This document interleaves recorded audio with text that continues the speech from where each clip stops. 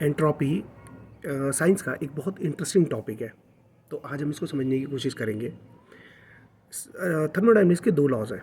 एक first law उसका कहता है कि energy can neither be created not be destroyed. इसका मतलब ये है कि एनर्जी ना तो कभी ख़त्म होती है, तो बस एक फॉर्म से दूसरी फॉर्म में कन्वर्ट होती है। और उसका सेकेंड लॉ है थर्मोडायनेमिक्स का कि एक क्लोज सिस्टम में एंट्रोपी हमेशा इंक्रीज़ होती है। ठीक है, तो पहले हमें ये समझना है कि एंट्रोपी होती क्या चीज़ है। एंट्रोपी वो एनर्जी है, जैसे जब एनर्जी कन्वर्जन होगा, जब एक एनर्जी दूसरे फॉर्म की एनर्जी में कन्वर्ट होगी, तो एनर्जी का एक पार्ट ना इस तरह से कन्वर्ट होता है जिसको दोबारा रीयूज़ नहीं किया जा सकता। जैसे कि वो डिस्पर्स फॉर्म में कन्वर्ट हो जाता है। डिस्पर्स फॉर्म का मतलब ये है कि जैसे कि हम जैसे एक एनर्जी को दूसरे फॉर्म में कन्वर्ट कर रहे हैं, तो हीट जनरेट होती है। उस हीट को जो वो जनरेट हुई जो डिस्पर्स फॉर्म में इस टाइम पे, उसको हम रीयूज़ नहीं कर सकते। ठीक है, अब ये जो डिस्पर्स फॉर्म है इसका मीनिंग क्या है।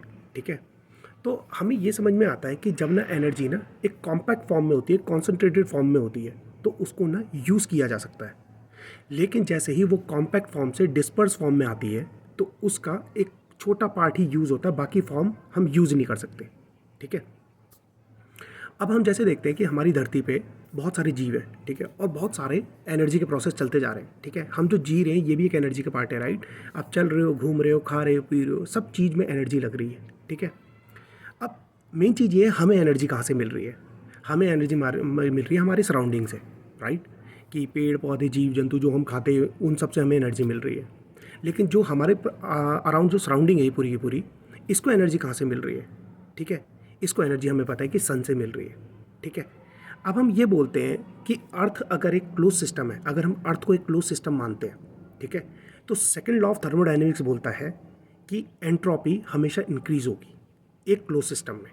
ठीक है, तो अर्थ को अगर हम एक क्लोज सिस्टम लेते हैं, तो अर्थ के अंदर अगर एक सर्टेन अमाउंट ऑफ एनर्जी है जिसको यूज़ किया जा सकता है, ठीक है, तो वो धीरे धीरे एक ऐसी एनर्जी में कन्वर्ट हो जाएगी जो यूज़फुल एनर्जी नहीं है, और वही एंट्रोपी है। तो इसका मीनिंग ये है, एक सर्टेन पीरियड ऑफ टाइम के बाद ये पूरी की पूरी एनर्जी यूज़फुल एनर्जी से यूज़लेस एनर्जी में कन्वर्ट हो जाएगी। मतलब यूज़फुल एनर्जी एंट्रोपी में कन्वर्ट हो जाएगी, एक यूज़लेस एनर्जी। ठीक है, तो इसका मीनिंग ये है, एक टाइम के बाद अर्थ पे पूरी लाइफ पॉसिबल ही नहीं होगी। राइट, क्योंकि अर्थ की अगर हम सर्टेन एनर्जी मारते हैं और अर्थ को एक क्लोज सिस्टम मानते हैं कि इसके बाहर कुछ नहीं है, सिर्फ अर्थ अपने में एक क्लोज सिस्टम है, तो अर्थ के में एक टाइम के बाद लाइफ खत्म हो जाएगी। ठीक है, तो ऐसा तो नहीं हुआ और अर्थ में भी चल रही है। तो ऐसा क्यों चल रही है? ऐसा इसलिए चल रही है क्योंकि हमारे पास सन है। तो यहाँ पे ना हमें एक बहुत इंपॉर्टेंट क्वेश्चन समझने को आता है कि अर्थ, ये जो सन है ये एक्चुअली में अर्थ को दे क्या रहा है। ठीक है, अर्थ एक्चुअली, ये जो सन है ये अर्थ को एक्चुअली में एक कॉम्पैक्ट फॉर्म ऑफ एनर्जी दे रहा है। सन से हमें फोटोन मिलते हैं। वो फोटोन ना एक्चुअल में कॉम्पैक्ट फॉर्म ऑफ एनर्जी है जिसको यूज़ किया जा सकता है, और इसी फोटोन को हमारा जो पूरा सराउंडिंग है, पूरा अर्थ का जो स्ट्रक्चर है, इसको एक डिस्पर्स फॉर्म में कन्वर्ट कर रहा है, जो कि एंट्रोपी में कन्वर्ट कर रहा है। जिसकी वजह से अगर हम अर्थ और सन इन दोनों को मिलकर अब एक क्लोज सिस्टम मानते हैं, तो सन जो है वो एक यूज़फुल एनर्जी जनरेट कर रहा है, और जो ये अर्थ है इसको एक यूज़लेस एनर्जी में कन्वर्ट कर रही है, जो कि एंट्रोपी है। तो अगर हम अर्थ और सन इन दोनों को अब मिलके एक क्लोज सिस्टम मान लेते हैं, तो इसका मतलब ये हमारे पास एक सोर्स है जो कॉन्स्टेंटली हमें एनर्जी देता रहेगा, और वो एनर्जी को हम एंट्रोपी में लगातार कन्वर्ट करते जाएंगे।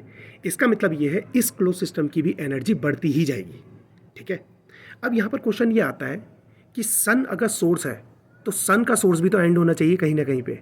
राइट, सन भी तो एंड होगा। अगर सन एंड होगा, सन एनर्जी देना बंद कर देगा, तो अर्थ में लाइफ पॉसिबल नहीं होगी। क्यों? क्योंकि सन की यूज़फुल एनर्जी को हम यूज़लेस एनर्जी में कन्वर्ट करते जाएंगे और एंट्रोपी बढ़ाते जाएंगे।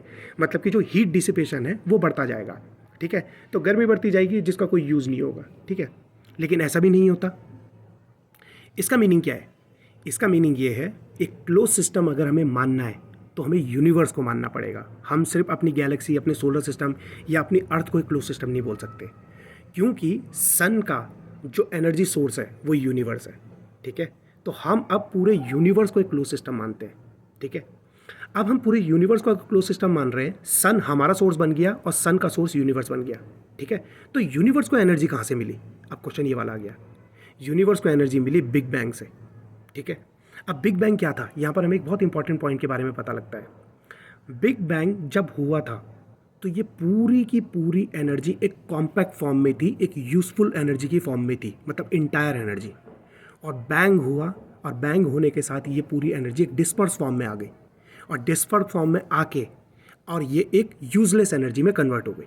ठीक है, लेकिन ये इंटायर एनर्जी यूजलेस एनर्जी में कन्वर्ट नहीं हुई है। ठीक है, अब अगर इंटायर एनर्जी और यूनिवर्स की इंटायर एनर्जी अगर यूजलेस एनर्जी में कन्वर्ट हो जाएगी तो यूनिवर्स एग्जिस्ट नहीं करेगा, उसके बाद लाइफ इसमें एग्जिस्ट ही नहीं कर सकती किसी भी फॉर्म में, क्योंकि यूजफुल एनर्जी बची नहीं। तो इसी वजह से जैसे आप देखते हो कि अगर आप एक मिट्टी का गोला बनाते हो, ठीक है, थोड़ा सा पानी मिला के मिट्टी का गोला बनाते हो और उसको कहीं पे रख देते हो, ठीक है, तो एक टाइम के बाद वो मिट्टी का गोला बह जाएगा, राइट, मिट्टी उसकी डिस्पर्स फॉर्म में हो जाएगी। हमने उसे कॉम्पैक्ट फॉर्म में बनाया और वो डिस्पर्स फॉर्म में चली गई। सेम जैसे हम मकान बनाते हैं, राइट, ये मकान भी किसी न किसी दिन टूट जाएगा। ठीक है, जो भी स्ट्रक्चर हम अर्थ पे बनाते हैं ये टूट जाएगा। तो मतलब कि हमें समझ में आ रहा है इस एंटायर यूनिवर्स में कोई भी चीज़ लो एंट्रोपी से हाई एंट्रोपी की तरफ जाने की वो रखती है। ठीक है, कभी भी कोई हाई एंट्रोपी से लो एंट्रोपी भी नहीं आता। जैसे कि मान लो दो पत्थर हैं, दो पत्थर को मैंने आपस में टकराया और वो चूर चूर हो गए, तो किसी भी मतलब प्रोबेबिलिटी से किसी के भी थ्रू क्या ये पत्थर दोबारा वही पत्थर बन सकते हैं जब मैंने इनको टकराया था उससे पहले, right, it is highly unlikely कि ऐसा पॉसिबल हो। ठीक है, इसी वजह से जब कोई कॉम्पैक्ट फॉर्म में होगा तो वो लो एंट्रोपी की फॉर्म में होगा। इसका मतलब ये है उसके पास एनर्जी यूज़फुल फॉर्म में है, और जैसे ही वो एनर्जी को यूज़ कर लेगा तो वो एनर्जी हाई एंट्रोपी की तरफ चले जाएगी और अब उस एनर्जी का यूज़ नहीं किया जा सकता। तो इंटायर यूनिवर्स बिग बैंग से पहले एक low energy low entropy form में था। लो एंट्रोपी फॉर्म मतलब हाई यूज़फुल एनर्जी। जैसे ही बैंग हुआ तो ये एक धीरे धीरे करके यूजलेस एनर्जी की तरफ जाता जा रहा है।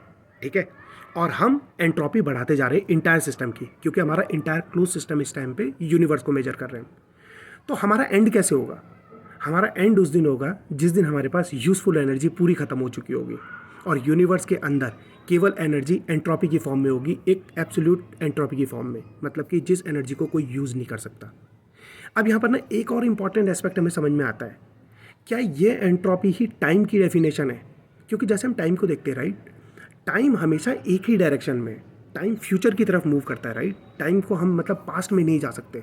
बहुत लोगों ने ट्राई भी करा, ये करा है वो करा है, राइट, लेकिन हमें कोई प्रूफ नहीं है इसका कि हम टाइम में पीछे भी गए हैं कभी।